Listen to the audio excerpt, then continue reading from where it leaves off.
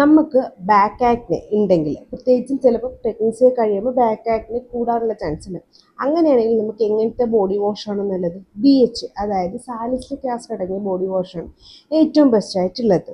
ഇപ്പോൾ കറൻ്റ്ലി നോക്കുകയാണെങ്കിൽ അതിനകത്തൂടെ AHAയും കൂടെ വന്നതിന് പറഞ്ഞിട്ട് ഇഷ്യൂസ് ഒന്നും ഇല്ല.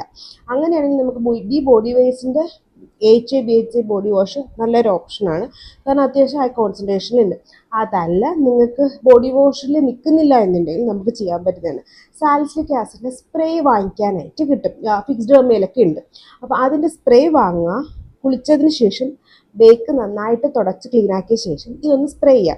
ഇത് ഡെയിലി ചെയ്യാൻ നിൽക്കണ്ട, ചിലപ്പോൾ നമുക്ക് ഇറിറ്റേഷൻ തോന്നാൻ ചാൻസ് ഉണ്ട്.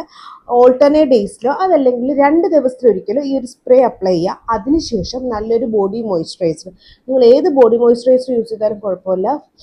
ഏറ്റവും നല്ലത് ബ്രാസിലിൻ്റെ ഗ്ലൂട്ടാഹയ, അതല്ലെങ്കിൽ നമ്മുടെ മിനിമലിസ്റ്റിൻ്റെ നയാസിനമൈഡ് ബോഡി മോയ്സ്ചറൈസർ. ഇത് രണ്ടിലേതെങ്കിലും ഒന്നായിരിക്കും ഏറ്റവും നല്ലത്. ഇത് രണ്ടിൽ യൂസ് ചെയ്ത് കഴിഞ്ഞാൽ നമുക്ക് ആ ഒരു ബാക്ക് ആക്നെ ഒന്ന് കൺട്രോൾ ചെയ്യാനായിട്ട് പറ്റും. പെയിൻഫുൾ ആവും, പൊട്ടിക്കാനായിട്ട് നിൽക്കരുത്. പിന്നെ ഒരു സോപ്പിൻ്റെ ഫോമിലാണെന്ന് വേണ്ടതെന്നുള്ളതെങ്കിൽ ബെൻസോയിൽ പെറോക്സൈഡ് ബോഡി സോപ്പ് നല്ല ഓപ്ഷനാണ്. ചാനൽ.1 കണ്ടുപിടിച്ചേക്ക് ഇതുപോലത്തെ skin care and hair care വീഡിയോക്ക് ഫോളോ ചെയ്യാനും മറക്കണ്ട.